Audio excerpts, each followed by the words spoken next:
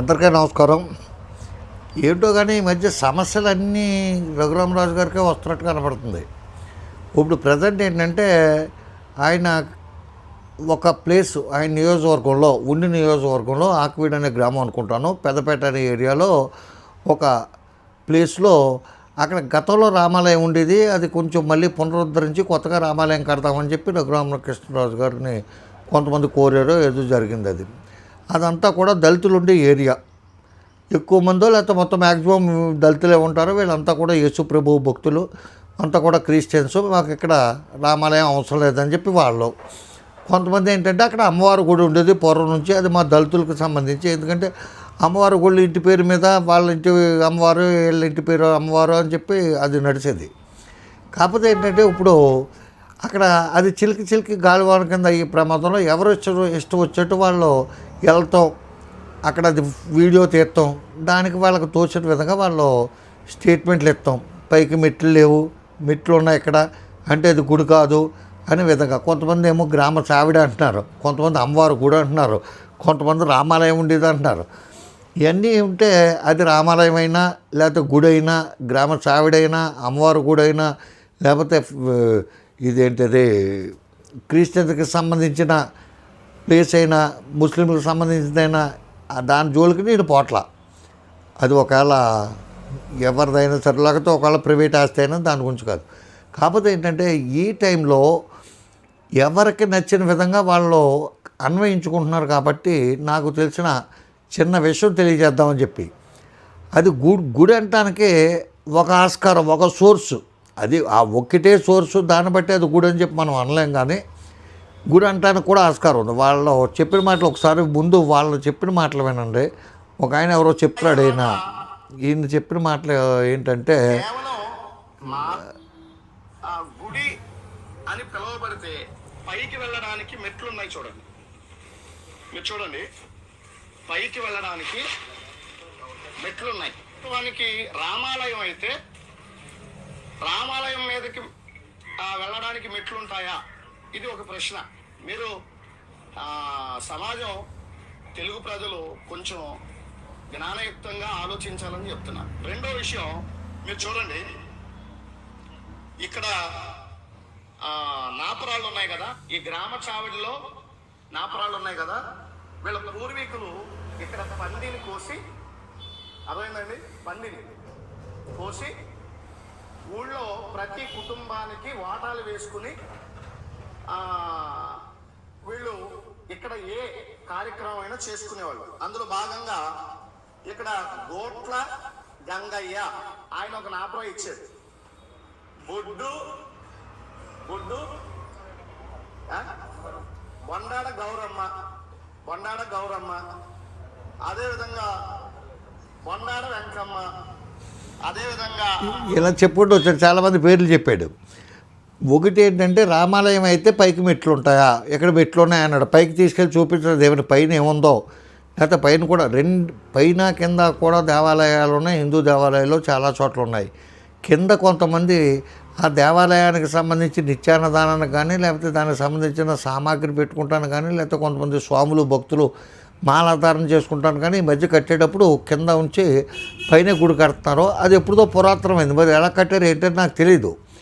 ఎంతసేపు ఇప్పుడు దాన్ని రామాలయం అని చెప్పి నిరూపించాలనే నా వాదన ఏమీ కాదు. అది రామాలయమైనా, కృష్ణాలయమైనా, చర్చి అయినా, మసీద్ అయినా నాకు సంబంధం లేదు. దాని జోలికి అసలు నేను పోట్ల. కాకపోతే ఏంటంటే ఇతను మిట్లో ఒకటి చెప్పాడు. తర్వాత పందిని కోసి అక్కడ వాటాలు వేసుకునేవారు. పందిని కోస్తే ఊరి చివరి ఎక్కడో కోస్తారు. ఆ రక్తంతోనే అది గిలగలా కొట్టుకుని అది చచ్చిన తర్వాత దాన్ని శుభ్రం చేసి తీసుకొచ్చి ఏ మైకా బరకం లాంటివో, ఏ గోను పట్టాలు లాంటివి వేసి దాని మీద వాటాలు వేసుకుంటారు. పందినే కాదు, బాగా ఒక 15 కేజీలు 20 కేజీలు చేపలు పడినప్పుడు కూడా మార్కెట్లో అలాగే చేసుకుంటారు. ఈ రోజుగా అలాగే చేసుకుంటారు. ఒకటే తినలేడు కదా 5 కేజీల చేపలని, 15 కేజీల చేపలని. కాకపోతే ఏంటంటే నాపరాయిల మీద పేర్లకి దీనికి సంబంధం లేదు. నాపరాయిలు అనేది చాలా పురాతనమైన హిందూ దేవాలయాల్లో ఉంటాయి. మొన్న శివరాత్రి టైంలో కూడా నేను పెనుగొండ కనకాపరమేశ్వర గుడిలో ప్రధాన పూజారి, ఆయన ఇప్పుడు రిటైర్ అయిపోయాడు కానీ ఆ గుడిలోనే చేస్తున్నాడు, సుబ్రహ్మణ్యం గారు అని చెప్పి. ఏదో నేను ఒక ఇష్యూ టేకప్ చేశాను. ఆ ఇష్యూకి సంబంధించి అడిగాను, ఏమంటే గ్రానైట్ ఎప్పుడు వేశారని చెప్పి. పలానా అప్పుడే వేసారండి, గుడి బాగు చేసేటప్పుడే ఇవన్నీ కూడా మార్చారండి అని చెప్పాడు ఆయన. ఇక నాప్రాయాలు ఉండాలి కదా, అవి తీసేశారు ఏంటంటే అవి తీసేసి గ్రానైట్ వేసారండి అన్నాడు. ఆ నాప్రాయాల మీద పేర్లు ఉండేవి కదా, ఏం చేశారంటే ఎక్కడో పాడేశారండి, ఏదో చేశారండి అని చెప్పాడు. అయిపోయింది. అట్లాగే మా ఊర్లో జవాదోరు వీధి అని చెప్పి, ఆ వీధిలో కూడా జవాదోరు ఇంటి దగ్గరే ఒక రామాలయం ఉంది. అది మొన్నే మళ్ళీ రెనోవేట్ చేస్తారు, బాగా పురాతనది అయిపోయింది. పూజలు అయ్యి జరగకపోతే కుర్రోళ్ళంతా కలిపి డబ్బు వేసుకుని చాలా బ్యూటిఫుల్గా అందంగా ఆ రామాలయాన్ని పునర్నిర్మించుకున్నారు. అది ఇప్పుడు హ్యాపీగా ఉంది. అది రినోవేట్ చేసేటప్పుడు కూడా దాంట్లో కూడా నాప్రాయాలు తీస్తారు, దాంట్లో కూడా నాప్రాయాల మీద పేర్లు ఉంటాయి. అది ఎందుకు చెప్తానంటే, రామాయణంలో ఒక బాగా ప్రాచుర్యం పొందిన అహల్య అనే ఆవిడది ఒక పెద్ద కథ ఉంటుంది, మీ అందరికీ తెలుసు. దాని మీద పాటలు కూడా ఉన్నాయి. ఇది రాయిని మనిషిని చేసినవా అని చెప్పి, రాముడివా కృష్ణుడివా అనే ఒక పాట ఏదో ఉంటుంది. గౌతమి మహర్షి యొక్క భార్య అహల్య. ఆ అహల్యని ఇంద్రుడు మోహింతాడు. మోహించి గౌతమ మహర్షి లేని టైంలో గౌతమ మహర్షి వేషంలో వచ్చి ఆవిడతో అక్రమ సంబంధం పెట్టుకుంటాడు. ఆ విషయం తెలిసిన గౌతమ మహర్షి ఇద్దరిని శపిస్తాడు. శపించినప్పుడు అహల్యను రాయి కింద అయిపోతామని చెప్పి శపిస్తాడు. ఆవిడ శాప విమోచనం అడిగినప్పుడు శ్రీరామచంద్ర వారు అడవికి వస్తాడో, వచ్చినప్పుడు ఆయన పాదస్పర్శతో మళ్ళీ నీకు పూర్వరూపం వస్తుందని చెప్పి చెప్తాడనమాట.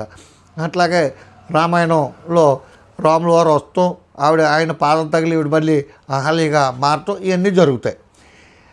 ఆ ఉద్దేశంతోనే గుళ్ళల్లోని ప్రజలు మంచివాళ్ళు అంటే క్లబ్బుల్లోనే అటువంటి చోట వేయరు. అక్కడికి బార్లో తాగుబోతోళ్ళు, క్లబ్బులో ప్యాకెట్లు ఆడేవాళ్ళు, లేకపోతే పొలాల కోడిపందాల బారుల్లో వేయరు. అక్కడికి వచ్చేవాళ్ళు వ్యసన బారులు వస్తారు. కాబట్టి గుళ్ళోకి పరమ పవిత్రమైన భక్తి భావంతో కొద్దో గొప్ప ఆధ్యాత్మిక చింతన కలిగిన వ్యక్తులు వస్తారు. కాబట్టి వాళ్ళ పాదం తగిలితే వాళ్ళ పుణ్యంలో కొంతైనా మనకి లభిస్తుంది. కనీసం వాళ్ళ పాదస్పర్శతోనైనా మనకి సద్గతులు ప్రాప్తిస్తాయనే ఉద్దేశంతో చాలామంది పెద్దలు బతిమలాడే బామాలు గుళ్ళో ఆ నాపరాయిలు చెక్కించుకుని వేయించుకునేవారు. అంతే తప్ప అది డొనేషన్ కాదు. 1 లక్ష రూపాయలు ఇచ్చిన వ్యక్తి అయినా నాపరాయి వేయించుకుంటాడు. నాపరాయి వేయించుకుంటే ఆ నాపరాయి ఖరీదే 1 లక్ష రూపాయలు అని కాదు అసలు ఉద్దేశం.